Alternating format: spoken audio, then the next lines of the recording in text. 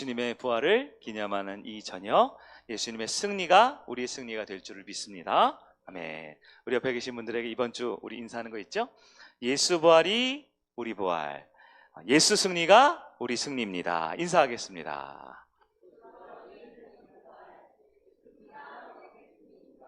아멘. 여러분, 예수님이 부활하셨습니다. 네, 우리도 주님 안에서 새로운 생명으로 다시 부활하게 될 줄을 믿습니다.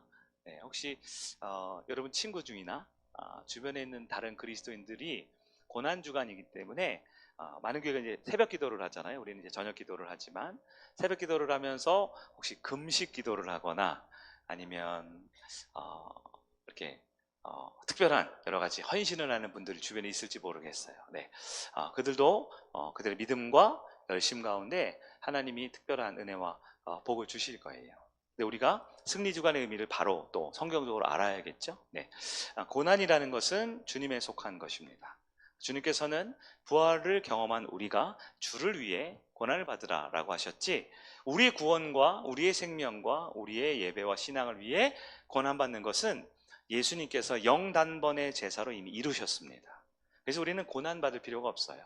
그래서 우리는 고난 주간에 이번 한 주간 동안에 더 많이 잘 잡수셔야 돼요. 잠도 많이 주무시고, 네, 산책도 하시고, 즐거운 시간도 보내시고. 단 그렇다고 해서 하나님과 멀어지면 안 되겠죠. 우리가 한 가지 약속할 것은 우리가 저녁 1시간 우리가 말씀과 기도와 찬양이 집약되어 있는 우리 승리가 특별 기도에 우리가 함께 참여하는 것이 중요합니다. 오늘 2일차 또 몇 분이 또 추가적으로 더 오신 것 같고 너무 감사한데, 우리 남은 우리 목원 식구들도 있죠. 한 자리에 모여서 또 수요일에는 안수기도도 있고요. 또 목요일, 금요일 이어지는 우리 많은 특성과 또 우리 친교회 시간에 전 성도들이 모일 수 있도록 지속적으로 좀 기도하면서 예수님의 부활이 우리의 부활이요, 주님의 승리가 진짜 우리의 승리의 응답이 나타나는 여러분 되기를 주의 이름으로 축복합니다. 아멘. 오늘은 그리스도의 몸 두 번째 말씀을 보겠습니다. 제목은 연합하는 성도입니다. 교회가 무엇이죠? 교회는 성도입니다. 성도가 교회이죠. 좀 더 구체적으로 말하면 교회가 무엇입니까? 교회는 바로 나입니다. 내가 교회입니다. 그래서 우리 성도, 바로 나, 어떻게 돼야 되느냐? 연합해야 한다라는 말씀을 볼 거예요. 어떤 분이 이런 말씀을 했습니다. 문제가 없어서 행복한 게 아니라 문제를 다룰 수 있어서 행복하다, 이런 말을 했어요. 문제가 없어서 행복한 게 아니라 내 앞에 놓여진 그 문제를 다룰 수 있어서 행복하다. 문제가 없는 사람은 아무도 없습니다. 네, 우리 지난주 금요일이었나요? 인생에 장애물이 없는 사람은 아무도 없습니다. 그것이 어떠한 형태, 어떠한 모습으로 둔갑되어 있든 내가 한 가지 만족을 해도 또 다른 장애물, 내가 뭔가 한가 이루어도 그 다음 장애물, 또한 내가 너무 기쁘고 평안하고 행복하다 하지만 다음날에 어떤 인생의 장애물이 우리 앞에 놓여질지 몰라요. 네, 문제가 없는 것이 행복한 게 아니라 내 앞에 놓여진 문제를 다룰 수 있는 것, 즉 우리 주님이 주신 믿음으로 그 문제를 뛰어넘는 것이 진짜 행복한 성도의 삶의 비결이다라는 것입니다. 교회 안에도 문제가 있을까요? 목장 안에도 문제가 있을까요? 네, 있습니다. 우리 교회는 문제가 없어요. 우리 목장은 몰라서 그러시는데 목사님이 없어요. 네, 있어요. 사람이 있는 모든 곳은 연약한 부족함, 또 결핍이 있기 때문에 문제가 있을 수밖에 없죠. 여러분, 그 문제를 어떻게 해결하겠습니까? 네, 문제가 없기를 바라면서 기도하는 건 바른 기도가 아닙니다. 그 어떤 문제라도, 그 어떤 갈등과 어려움이라도 우리가 그걸 헤쳐나갈 수 있는, 또 넉넉히 감당하고 수용할 수 있는 믿음을 갖는 것, 그것이 좋은 교회, 좋은 목장의 모습임을 믿으시기를 바랍니다. 교회가 한 몸, 한 공동체라고 했습니다. 네, 이것은 아주 중요한데요. 왜냐하면 부활하신 예수님이 주신 선물이라고 그랬어요. 부활하신 예수님이 주신 선물이 크게 두 가지 구분할 수 있다고 그랬어요. 개인적인 것과 공동체적인 것. 부활하신 주님이 나 개인에게 주신 선물은 구원입니다. 내가 예수님 때문에 구원받았어요. 우리가 어떻게 특성을 오늘 잘 불러서 구원받은 게 아니고 구원받았기 때문에 이렇게 특별 찬양도 할 수 있는 거죠. 부활하신 주님께서 우리 공동체에게 주신 선물은 뭐라고 그랬죠? 그게 바로 교회입니다. 예수님이 부활하시기 전에 교회가 없었죠. 네. 그러나 예수님이 부활하신 주님께서 머리를 주님으로 하고 각 몸의 지체로 우리 성도 한 분 한 분. 그래서 우리는 교회이기 때문에 모든 성도는 다 중요하다 그랬어요. 모든 성도는 다 서로 돕고 연합해야 된다 그랬어요. 모든 성도는 서로 사랑해야 하며 각자 제 역할을 감당해야 된다라고 했습니다. 그러면 좀 더 구체적으로 들어서 오늘 두 번째 말씀인데요. 그리스도의 몸을 어떻게 이루느냐, 즉 교회를 어떻게 이루느냐, 바로 연합해야 한다라는 것입니다. 하나님께서는 성도들이 서로 잘 지내기를 원하십니다. 네. 너무 당연한 말씀 같죠? 네. 근데 이 말씀을 우리가 문장으로 만들어서 딱 기억을 해야 돼요. 하나님께서는 교회 성도들이 서로 잘 지내기를 원하시는 걸 믿으시기 바랍니다. 예수님께서 오늘 본문에 그 말씀을 하셨어요. 요한복음 13장 35절입니다. 너희가, 여기서 너희는 누구를 말할까요? 일반 사람들 말하는 게 아니에요. 특별히 제자 훈련을 받는 제자를 비롯한 제자 공동체, 즉 예비교회입니다. 예비교회. 아직 13장은 예수님이 죽음과 부활 이전의 사건이기 때문에 이제 너희라고 말할 때 부활하신 예수님께서 그 개인의 구원의 은혜를 주시면 구원받은 성도들이 뭐예요? 교회죠. 너희가, 즉 교회가 될 너희 성도들이 서로 어떻게 하면요? 사랑하면 이로써 모든 사람이 너희가 내 제자인 줄을 알리라. 구원받은 성도인 줄을 알리라. 더 나아가서 제자가 나중에 사도로 바뀌죠? 아포스톨로스. 보냄받은 사명자인 줄 알리라. 서로 어떻게 하면요? 사랑하면. 중요합니다. 서로라고 할 때는 교회 안에서 사랑하는 것을 말합니다.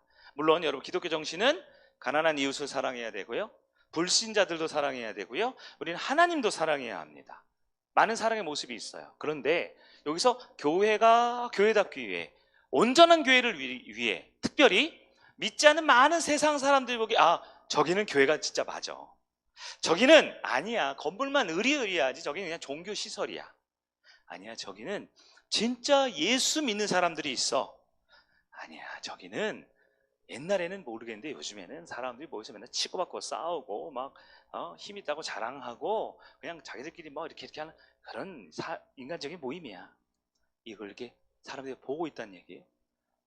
진짜 세상이 교회를 보고 교회라고 할 수 있는, 진짜 세상이 성도를 보고 성도라고 할 수 있는, 진짜 세상이 우리가 말고요 세상이 보기에도 진짜 예수 제자 맞네 라고 하는 가장 선명한 기준, 뭐라고요?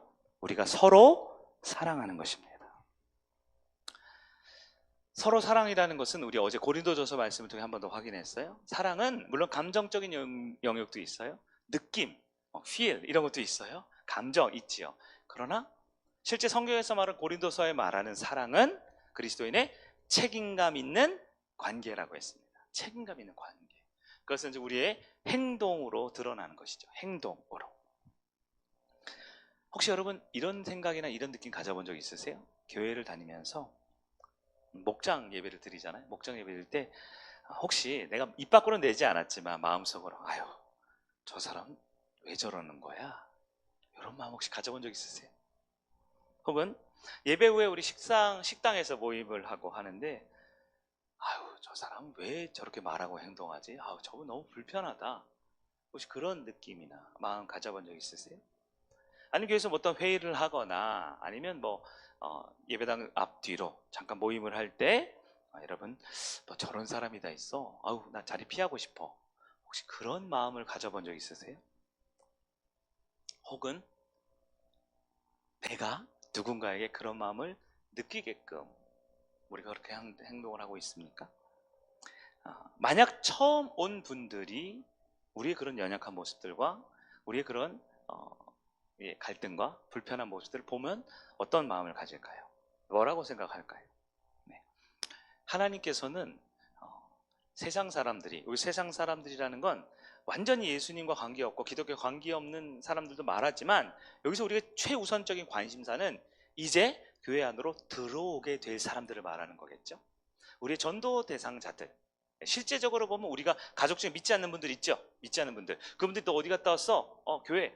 그래? 나도 날 위해 기도 좀 해줘, 이렇게 말하는 분들도 있죠. 근데 어떤 분들은 어디 갔다 와서 교회, 야 거기 맨날 뭐 하러 가냐, 널 보면 야 진짜 맞아? 이렇게 하는 가족들이 있습니까? 네, 바로 그 가족들, 우리 그 친구들, 예? 우리 친구들 보면 나 오늘 교회 가야 돼. 야 우리 금요일 토요일 놀자. 토요일 일요일 놀자. 아니 나 오늘 일요일 아침에 나는 우리 교회에서는 주일이라 그러는데 예배 드리러 가야 돼. 그럴 때 네가? 너 교회 가는 거 맞아? 우리 빼고 더 좋은 데 놀러 가는 거 아니야? 하면서 나의 모습을 어떻게 볼까 한번 생각해 보십시오. 하나님께서는 오늘 요한복음 13장을 통해 우리에게 분명히 말씀하셨어요. 예, 믿지 않는 사람들 혹은 믿게 될 그 사람들에게 가장 확실한 예수님의 제자의 증거, 다시 말해 교회됨의 증거가 뭐냐? 서로 사랑하는 것이다. 그리고 그 사랑이라는 것은 고린도 13장에 따르면 책임감 있는 관계, 서로 진실한 관계 맺음이다라는 거예요. 첫 번째, 성도는 반드시 연합해야 합니다. 연합해야 합니다. 여러분, 제가 스포츠 좋아하는 거 몇 가지 설교 때 얘기한 적 있죠. 저는 이제 야구 이런 거 좋아하고요. 오늘도 야구를 했을까 모르겠네요. 네, 축구 이런 것도 좋아하고요. 농구, 국가대표 이런 경기들 좋아합니다. 근데 여러분들도 스포츠 각자 좋아하시겠지만 스포츠는 크게 두 가지죠. 네, 뭐냐면 개인 운동이 있고 단체 운동이 있어요. 개인 운동은 뭐가 있어요? 우리 요즘에 뜨는 우리 배드민턴 잘하는 우리 젊은 우리 청년 있더라고요. 예, 예. 그 안세영인가요? 맞죠? 이렇게 배드민턴 잘하는 분, 금메달도 따고 이런 분도 있고요. 오래전부터 우리나라 수영 잘하면 누구였죠? 마린보이, 박태환 선수라든가, 또 지금은 은퇴했죠. 한참 전에 은퇴했지만 피겨 여왕 하면 김연아 선수 이런 분들이 있잖아요. 여러분 박태환 선수, 김연아 선수, 전에 골프 같은 거 하면 박세리 선수 이런 사람 다 들어보셨죠? 근데 저는 사실 그분들 참 존경하고 훌륭하고 국위선양한 분이라 생각하지만 저는 박태원 선수가 수영을 출발해서 골이 나는 거를 끝까지 본 적은 없는 것 같아요.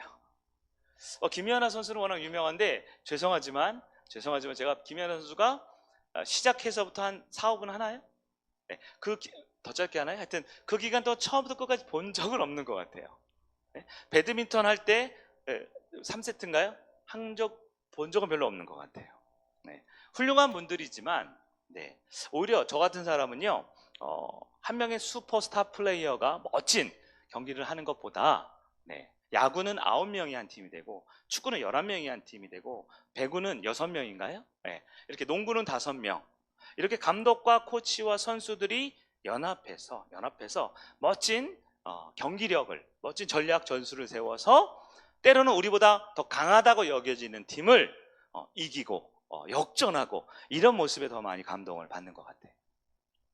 여러분도 물론 개인 운동도 훌륭한 스포츠이지만 이렇게 국가대표 야구 경기, 국가대표 축구 경기, 배구, 김연경 선수 이런 팀 있죠. 그런 여러 사람들이 모여서 한 팀을 이루어 이길 때 굉장한 희열과 기쁨을 저처럼 누리시는 분이 많을 거라고 생각이 됩니다. 교회를 보면 교회는 어떨까요? 교회도 마찬가지입니다. 한 명의 슈퍼스타 플레이어가 설교도 하고 청소도 잘하고 밥도 잘 짓고 운전도 잘하고 교회 관리도 잘하고 그리고 기도도 열심히 하는 그런 사람은 없어요. 저를 지금 보고 계시지만 저는 그런 사람이 아닌 거 아시잖아요. 우리 중에는 각자 맡겨진 역할대로 그 역할을 감당할 때 아름다운 또 점심 식사가 되고 은혜로운 예배가 되고 또 감동적인 또 차량 운행이 되고 또 교회 봉사 우리 지난주에 했잖아요. 화단 가꾸기 할 때 많은 사람들이 또 작은 우리 은찬이 또 은유 고사리손도 모아서 함께 모였을 때 더 감동이 되고 기쁨이 되는 것을 많이 보게 됩니다. 큰 교회는 어떨까요? 막 5,000명, 10,000명 모이는 교회는 다를까요? 마찬가지입니다. 물론 그 교회를 대표하는 담임 목사님도 계실 테고 그 교회를 대표하는 어떤 찬양 인도자도 있을 테고 그 교회를 대표하는 아주 훌륭한 성도님들의 모델은 있겠지만 교회라는 곳은 1명, 2명, 소수 몇 명이 끌고 가는 공동체가 아니라 모든 사람이 반드시 연합해야만 한 교회가 된다라고 성경이 가르치고 있다라는 거예요. 여러분, 그렇기 때문에 교회 안에서는 제일 중요한 게 뭐냐면 맞냐 틀리냐 보다 더 중요한 게 있어요. 보다 더 중요한 게 있어요. 무엇일까요? 하나가 되느냐입니다. 물론 맞고 틀리고를 떠나서 이 하나가 되기 위해서 더 나은 결정, 더 합리적인 판단, 더 모두를 만족시킬 수 있는 좋은 계획이나 좋은 방법론을 선택하는 것, 이것은 아주 지혜로운 것이죠. 근데 때로 우리가 더 나은 선택을 위해서 성일교회가 한마음에 어떤 결정을 내렸는데요, 그것이 세상 사람들이 보기엔 미련해 보일 수도 있어요. 교회 안에 어떤 돈이 많은 사람이, 아주 똑똑한 박사님이, 아주 유능한 사업가가 보기에는 미련해 보이고 답답해 보일 수 있어요. 그러나 더 중요한 게 무엇이냐? 교회 안에서는 옳으냐 그르냐, 맞냐 틀리냐가 아니냐, 더 하나 될 수 있느냐가 중요한 거예요. 그런 의미에서 목회자, 또한 우리 팀장님들, 목자님들이 해야 될 역할이 무엇입니까? 더 많은 사람들을 생각하고 더 많은 사람들을 고려해서 더 나은 결정을, 더 우리 모두를 위한 판단을, 좋은 분별력을 갖추기 위해서 애쓰는 게 굉장히 중요하겠죠. 네. 그리고 때로는 연약한 리더, 목회자, 또 목자, 팀장이 그 결정이, 그 판단이 조금은 부족하고 미흡할지라도 모이는 사람도 어떻게 될까요? 하나 되는 것이 너무나 중요한 것이 교회의 본질이다라는 것입니다. 에베소서 4장 1절부터 3절 그리고 16절, 이런 여러 구절들이, 중요한 구절들이 있는데요, 바울이 교회를 향한 간절한 바람을 이 말씀에서 했습니다. 제가 읽어드릴게요. 그러므로 주 안에 갇힌 내가 너희를 권하노니 너희가 부르심을 받은 일에 합당하게 행하여 모든 겸손과 온유로 하고 오래 참음으로 사랑 가운데 서로 용납하고 평안에 매는 줄로 성령이 하나 되게 하신 것을 힘써 지키라. 아멘. 에베소서 4장 1절부터 3절이었습니다. 이 말씀은 교회는 결국 무엇을 해야 되느냐? 성령께서, 원래 본질적인 성령께서, 공동체 하나됨을 이루신 성령께서 우리에게 주신 것처럼 평강으로 어떻게 하라고요? 하나 되어야 한다라고 말하고 있다라는 것입니다. 여러분, 교회는 반드시 연합되어야 합니다. 작은 생각, 작은 계획일지라도 서로 나누고 소통하고 모으는 것이 아주 중요하다라는 거예요. 때로는 아주 급한 상황에 한 명의 좀 똑똑하고 열정적이고 준비를 많이 한 훌륭한 분이 나와서 이건 이렇게 하는 게 좋겠다라고 의견을 제시하는, 그런 감사하고 좋을 때도 있겠죠. 네. 더 바람직한 건 뭘까요? 우리 모두가 함께 참여하는 겁니다. 모두가 함께 그것을 준비하는 것입니다. 모두가 함께 영광을 누리고 모두가 함께 한 교회가 되는 것입니다. 여러분, 교회는 하나님 안에서 하나가 되어야 하는 공동체임을 기억하시길 바랍니다. 특별히 이것을 위해서 다시 한번 리더분들을 강조하면, 하나님의 뜻이 우리 가운데 하나 되기 위해서는, 하나님은 질서의 하나님이시기 때문에 반드시 리더십이라는 과정을 통해서 말씀하셔요. 로마서 13장에 권세, 권위에 대한 말씀이 있죠. 모든 권세자들에게 복종하라라고 하셨어요. 왜냐하면 모든 권세는 하나님이 세우셨기 때문입니다. 그래서 여러분, 우리가 하나님의 뜻을 알려면 가장 선명한 건 하나님을 알면 됩니다. 그렇죠? 하나님 말씀하시는 거, 하나님 계획하신 거, 이러면 되죠. 그럼 우리는 부족하고 연약하기에 하나님 직접 만나고 직접 다 들을 수 없죠. 그래서 하나님의 뜻과 계획이 가장 잘 정리되어 있는 말씀이 뭐예요? 제가 말했네요. 말씀입니다. 성경이죠. 근데 우리 성경을 우리 삶의 기준으로 잡아야 돼요. 근데 성경도 좀 많죠. 성경도 좀 어렵죠. 그래서 이 성경 말씀을, 즉 하나님의 뜻을 우리의 삶 가운데 기준으로 삼고 비전으로 삼기 위해서 무엇이 필요합니까? 그것이 바로 공동체 리더십이에요. 담임 목회자, 우리의 팀장님들, 우리의 목자님들, 우리 장로님, 권사님, 우리 직분자들, 우리 리더십이 하나님을 신뢰하고 성경 말씀을 기준으로 두고 있는 리더들이 의견을 모으면 우리는 어떻게 될까요? 그 부분을 적극적으로 지지하고 순종하고 따라야 하는 것이에요. 이때 두 가지 반응이 있어요. 뭐냐면 첫 번째는 반대하는 분들이 있어요. 저는 그거 아닌 것 같은데요. 제 생각에 이게 더 합리적인 것 같은데요. 목사님은 잘 몰라서 그러시는데 원래 이게 더 나은데요. 반대하는 분이 있어요. 이쪽 끝에는 누가 있을까요? 이쪽 끝에는 찬성하는 분이 있으면 좋은데요. 오히려 이쪽 끝에는요, 아무것도 하지 않는 분들도 있습니다. 반대 안 합니다. 반대 안 해요. 근데 또 한편 뭘도 안 할까요? 적극적인 찬성과 지지도 안 하고 있어요. 반대는 안 하는데요, 잘 하셨겠죠. 좋겠죠. 사실 이렇게 찬성하는 척, 반대 안 하는 척 하지만 뭘 하냐면, 찬성도 반대도 아닌 그 중간 어딘가에 회색지대를 만들어서, 회색지대 아시죠? 이도저도 아닌 섞여 있는, 아무것도 하지 않는 분들이 굉장히 많은 것 같아요. 오늘날 교회가 가지고 있는 가장 큰 어려움은 사실 반대하는 분들이 아닌 것 같아요. 사실 반대하는 분들은 설득하고 기도하고 대화하면서 바꿔나갈 수 있어요. 그 반대했던 열심과 열정과 관심을 주님께 돌려드리면 얼마든지 우리는 복음 안에 돌이킬 수 있죠. 제일 어려운 무엇이냐? 무관심입니다. 무관심. 교회 어떤 사역을 할 때 좋은 거 하시네요. 남 얘기처럼. 그래서 뭔가 의견을 모자 할 때 그거 정말 좋은 것 같은데 저는 좀 이번에도 저번에도 그저번에도 그저저번에도 항상 나는 이유도 있고 핑계도 있고 변명도 있고 해야 될 것도 있고. 그럼 무관심이 뭡니까? 반대하지 않는다고 찬성하는 게 아니더라고요. 우리는 어떻게 돼요? 하나님의 말씀 앞에 적극적으로 지지하고 아멘해야 합니다. 교회의 결정과 비전에 적극적으로 지지하고 아멘해야 합니다. 그게 하나 되는 교회예요. 분열하지 않았다고 자동적으로 하나 되는 게 아니더라고요. 내가 손들고 반대합니다, 싸우겠습니다, 대적하지 않는다고 자동적으로 하나 되고 서로 사랑하는 게 아니더라고요. 그래서 어떤 분은 그래요. 사랑의 반대는 미움이 아니라 무관심이다, 이런 말을 하는 거 들어보셨죠? 교회 안에서도 그런 것 같아요. 하나됨의 가장 큰 적은 무엇이냐? 연합함의 가장 큰 적은 무엇이냐? 차라리 반대하면 제가 직접 해결하겠습니다. 반대하는 분들은 저와 함께 면담도 하고 기도도 하고 함께 하면 되겠죠. 그럼 저도 설득될 수도 있고. 가장 어려운 무엇이냐? 찬성도 반대도 아닌 미지근한 라오디게아 같은 신앙이다라는 거예요. 여러분, 큰 반대를 안 하지만 적극적인 지지도 안 하면 결국은 교회는 분열이 되는 것입니다. 분열이 되는 것이. 적극적으로 지지하는 게 뭘까요? 그것은 가장 좋은 뜻 혹은 목회자의 뜻을 따라오라는 게 아니죠. 교회가 하나 되자라는 것입니다. 하나 되자라는 것이. 그럼 그 하나됨에 여러분의 믿음과 여러분의 마음을 쏟아내는 교회가 온전히 연합하는 성도, 성육교회 되기를 간절히 바랍니다. 두 번째, 교회가 연합하기 위해서 무엇을 해야 되느냐? 성도는 험담과 부정적인 말을 피해야 합니다. 아주 중요하겠죠?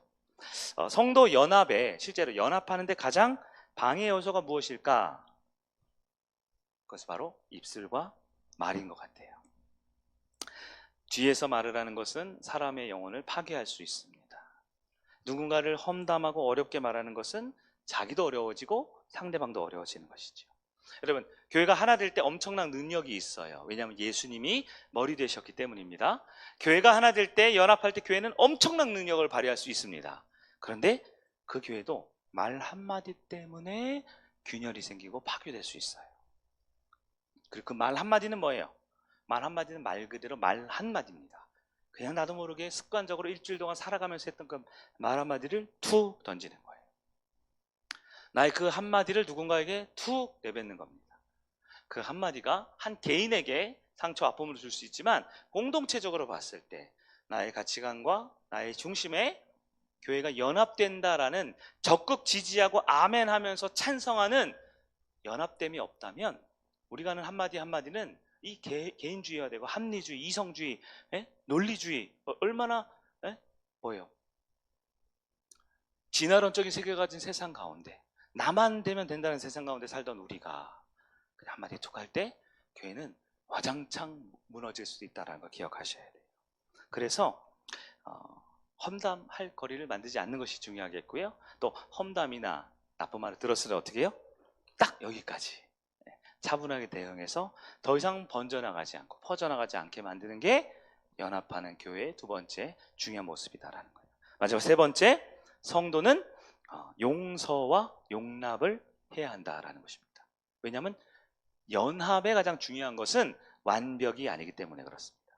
보통 우리가 연합하자 그러면 믿음도 좋고 실력도 있고 외모도 훌륭하고 성품까지도 괜찮은데 기도도 잘해요, 성경도 100번 읽었어요, 봉사도 잘해요. 그런 분들이 다 모일 거라고 우리가 생각하지만 그렇지 않습니다. 우리가 연합하려면 반드시 맞지 않는 부분이 드러나요. 내키지 않는 모습들이 자꾸 나타납니다. 그럴 때 필요한 게 뭘까요? 용서하고 용납하고 인정하는 부분입니다. 서로 용서하는 것이 무엇이냐?